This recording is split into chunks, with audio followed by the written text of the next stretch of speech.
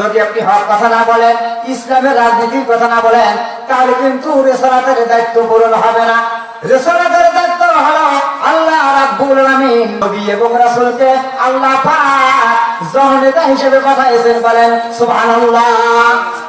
Channel ঝাড়ফুঁক চিকিৎসা, সকল রোগের শিফা, কোরআনের শিফা।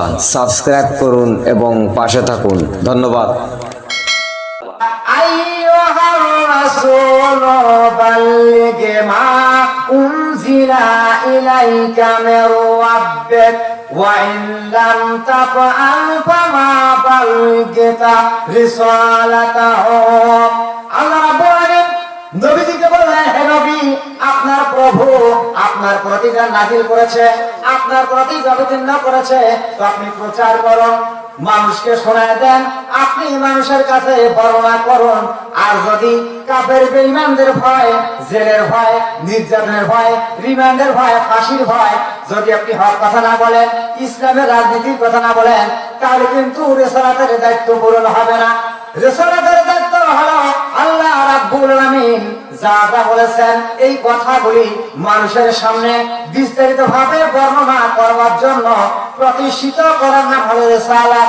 নবী যারা, রাসূল যারা, নবী এবং রাসূলদেরকে দায়িত্ব দেওয়া হয়, আল্লাহ পাক বলেন ওয়াজআলনাহুম আইম্মাতান ইয়াদুনা বিআমরিনা ওয়া আওহাইনা ইলাইহিম ফি'লাল খায়রাত। রিসালাতের দায়িত্ব প্রতিষ্ঠিত করার জন্য নবী এবং রাসূলদেরকে দায়িত্ব দেওয়া হয়।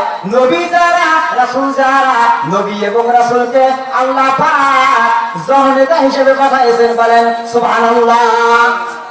আল্লাহু আকবার। এই যে আল্লাহ সুবহানাহু ওয়া তাআলা বলেন, তাহলে কোরআন থেকে প্রমাণ হয়ে গেল নবী রাসূলরা শুধু নামাজ রোজা হজ যাকাতের জন্য নয়, নবী রাসূলরা কি দেশের মধ্যে নেতা নেত্রী আইম্মাতা ইয়াহদুনা। আরে ভাই, ইমাম মানে তো নেতা। আমরা নেতা মানে করি শুধু খালি যারা রাষ্ট্রে আছে, মেম্বার, চেয়ারম্যান, মন্ত্রী, এরাই নেতা না। মসজিদে যিনি নামাজ পড়ে নিচে নেতা। এই জন্য নেতা মানে নির্বাচিত, নেতা মানে ইমাম, ইমাম মানে নেতা, নেতা মানে ইমাম। এরকম আরবিতে অনেকগুলো আছে, লেখা আছে। এই জন্য আমাদের কি করতে হবে? কোরআনে কারীম থেকে নামাজ রোজা হজ যাকাত তো পড়বো, মানবো, কিন্তু কোরআনটা দিয়ে যেন আল্লাহর জমিনের শাসন কায়েম হয়, এটাও চেষ্টায় থাকি নাই। আমার বন্ধুগণ, আমি যে সূরাটা আপনাদের সামনে যে আয়াতে কারীম পাঠ করেছি, সে আয়াতের অর্থ হলো যে আল্লাহ পাক ওই জায়গার মধ্যে বলেছেন, ও নবী, মক্কি জীবনের মধ্যে যে সমস্ত ওহীগুলো নাযিল হয়েছে, ওরা যখন ক্ষমতায় ছিল ওরা কিরকম অপদস্থ করেছে শোনেন। আমার বন্ধুগণ, মক্কার জীবনে রাসূল পাক সাল্লাল্লাহু আলাইহি ওয়াসাল্লাম যখন তাওহীদের দাওয়াত, রিসালাতের দাওয়াত দিচ্ছেন, তখন মক্কার কাফেরদের মধ্যে একজনের নাম আস ইবনে ওয়াইল। আস ইবনে ওয়াইল নামে একজন কাফের ছিলেন। আর হযরত খাব্বাব রাদিয়াল্লাহু তাআলা নামে একজন সাহাবী ছিলেন। খাব্বাব রাদিয়াল্লাহু তাআলা একজন গরীব মানুষ, কর্মকর। আস ইবনে ওয়াইল একটা এরকম পুরান লোহা নিয়ে খাব্বাবের কাছে গেলেন। খাব্বাব অস্ত্রের কারিগর ছিলেন, ছোরা বানাইতেন, ডেগার বানাইতেন, খন্তি বানাইতেন, কোদাল বানাইতেন। ওই জায়গার মধ্যে গেলেন, যাওয়ার পরে বললেন, খাব্বাব, তুমি নাকি সুন্দর করে অস্ত্র বানাইতে পারো? খাব্বাব রাদিয়াল্লাহু তাআলা বললেন, এটা আমি বলতে পারবো না, কারণ আমার কাছ থেকে যে অস্ত্র বানায় নিয়ে যায় তারা বলতে পারবে। আস ইবনে ওয়াইল বললেন, খাব্বাব রে, আমি একটা তোমার কাছে নতুন একটা পুরান লোহা এনেছি, তুমি একটা সুন্দর করে এটা তরবারি বানায় দাও। খাব্বাব রাদিয়াল্লাহু তাআলা তখন ওটা সুন্দর করে পিটিয়ে পিটিয়ে অস্ত্র বানায় দিয়ে দিলেন। সারাদিন বানায় দিয়ে দিলেন। এরপরে দেওয়ার পরে সন্ধ্যার টাইমে, সন্ধ্যার আগে আগে আস ইবনে ওয়াইল চলে আসলেন। আসার পরে বললেন, খাব্বাব, অস্ত্র কি তৈরি হয়েছে? দেখি অস্ত্রটা দিলেন।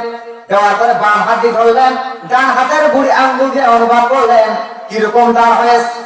যখন দাঁড় হয়েছে, এরপরে যখন দেখতেছেন দাঁড় হয়েছে, তখন অস্ত্র নিয়ে আস ইবনে ওয়াইল ওই জায়গা থেকে হেঁটে চলে যাচ্ছে। নেতা মানুষ অস্ত্র নিয়ে চলে যাচ্ছে, বরং তো কি দেয় নাই? কি দেয় নাই? পয়সা দেয় নাই, মজুরি দেয় নাই। ওই যে আল্লাহ বলছে, ওরা যখন ক্ষমতা আসে তখন ওরা দাপট অবস্থা, এরকম অবস্থা। আস ইবনে ওয়াইল তখন ডাক দিলেন, নেতা, টাকা যে দিলেন না, পয়সা যে দিলেন না, তখন এক পা দু পা করে সামনে আসলেন। আসার পরে বললেন, কি বললে? বললেন যে আমি তো বেশি কিছু বলি নাই, আমি কাজ করেছি, আপনি আমার কাজের মজুরি যে দিলেন না। আজ ইবনে ওয়াইল বললেন যে আমি শুনেছি মোহাম্মদ বিন আব্দুল্লাহ, যাকে আমরা রসুল বলি মানি না, তো তার কথাকে নাকি সমর্থন দিয়েছো, তিনি আজ আল্লাহ দিকে দাওয়াত দেন, তার কথাটাকে সমর্থন দিয়েছো, তাকে নবী বলি মেনে নিয়েছো, তো এর পয়সা মোহাম্মদ দেন। তো খাবাকা দিয়ে আল্লাহ তাআলা বললেন যে এটা কেমন কথা, আরে আমি কাজ করলাম আপনার পয়সা মোহাম্মদ দিবে মানে? তো বললেন যে এটাই, আমাদের দেশে থাকো, আমাদের জমিনে থাকো, আমাদের আইন মানো না, আমাদের আইনকে সমর্থন দিও না, এর পয়সা মোহাম্মদ দিবে। আল্লাহ সুবহানাহু ওয়া তাআলা বললেন যে ওই ধরনের যখন নেতা নেত্রীরা কোন জাতির মধ্যে, কোন কওমের মধ্যে যখন ক্ষমতা আসে, তখন এইরকম গরিব মানুষদের কি করে, এইরকম অপদস্থ।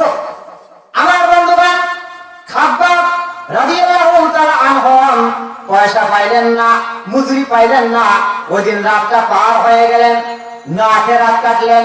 পরের দিন সকালবেলা বিশ্ব নবী কাবা শরীফের ছায়ায় চাদর মুড়ি দিয়ে তিনি আরাম ফরমাচ্ছেন, সেখানে খাব্বাব সেই জায়গার মধ্যে গেলেন। যাওয়ার পরে বললেন, আলা তাস্তান সিরুলানা আলা তাদউলানা, উৎক্ষিপ কণ্ঠে বলেন, ইয়া রাসূলুল্লাহ, ইয়া হাবিবাল্লাহ, আপনি কি আমাদের জন্য দোয়া করবেন না? আমরা তো না খেয়ে মার খেয়ে শেষ হয়ে গেলাম। আর কতদিন এই কাফের বেঈমান নাস্তিক স্বৈরাচারী সরকারের ষড়যন্ত্রের শিকার হয়ে থাকতে হবে? আল্লাহর নবী, বিশ্ব নবী মুহাম্মদুর রাসূলুল্লাহ সাল্লাল্লাহু আলাইহি ওয়াসাল্লাম এবার খাব্বাবের কথা শুনে উঠে বসলেন। বসার পরে নবীজি বুঝতে পারলেন খাব্বাব কষ্ট পেয়েছে। নবীজি তখন খাব্বাবকে সান্ত্বনা দিতে গিয়ে বললেন, ও সাহাবী খাব্বাব, শোনো, তোমরা এখনই ব্যস্ত হয়ে গেলে, তোমরা এখন অধৈর্য হয়ে গেলে। তোমার আগে যারা এই কালেমার দাওয়াত দিত, তাওহীদের দাওয়াত দিত, রিসালাতের দাওয়াত দিত, তাদেরকে সমাজ শক্তি লোকেরা ধরতো, ওয়াক ইউনিয়নের দাওয়ানিকে ধরতো, রাষ্ট্র শক্তিরা ধরতো।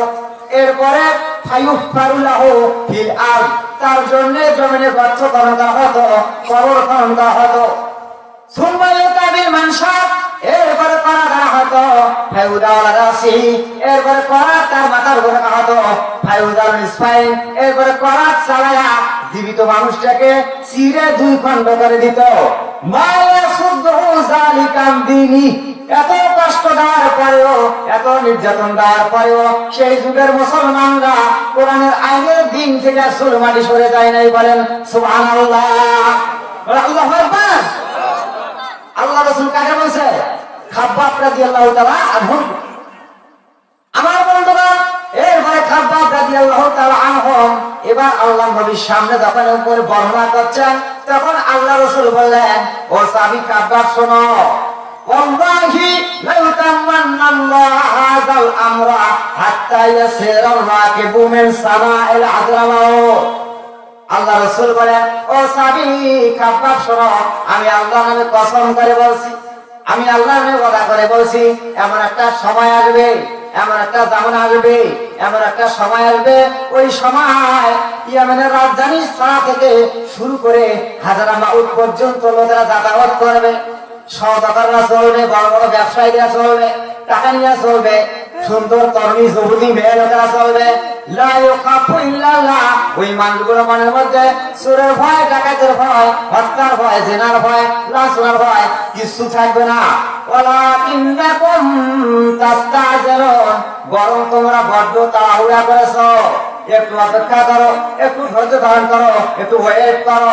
ওই রকম সময়, ওই রকম শান্তি, ওই রকম সরকার অবশ্যই গঠন হবে। বলেন সুবহানাল্লাহ। আল্লাহ রাব্বুল আলামিন ওই কথাটাই বলেছেন, আলাম তারা ইলাল্লাযীনা বাদদালু নি'মাতাল্লাহি কুফরা ওয়া হাল্লু কাওমাহুম দাওয়াল বাওয়ার। তো ইনশাআল্লাহ আমি যতটুকু কথাবার্তা বললাম কোরআন হাদিস থেকে, তো এইগুলি শুধু ভাই শুনলে হবে না, এগুলোকে কি করতে হবে? আমল করতে হবে। ইবাদত বন্দেগী করব আল্লাহ পাকের হুকুম, আর ইবাদত বন্দেগী করে আমরা জান্নাত যাব হিসাব দিয়ে হবে না। হিসাব দিয়ে আপনি জান্নাত যেতে পারবেন না। ইবাদত আল্লাহ পাকের হুকুম বাউন্ড করতে হবে, আর আল্লাহ দেবে দয়া করে, আমল হবে উসুলা। ঠিক কি না? আমল হবে উসুলা। বিশ্বকবি কবি সম্রাট ডক্টর ইকবাল বলেন, আমল से जिंदगी बनती है, अमल से जिंदगी बनती है। ये जन्नत भी ये जहन्नम भी एक खाके पाके अपना फितरात है, एक खाके अपना नूरी है, ना नारी ना नूरी। डॉक्टर इकबाल বলেন, হে পৃথিবীর মানুষ সকল, আমল দিয়া দুনিয়ার জীবনে জিন্দেগি তৈরি করা যায়।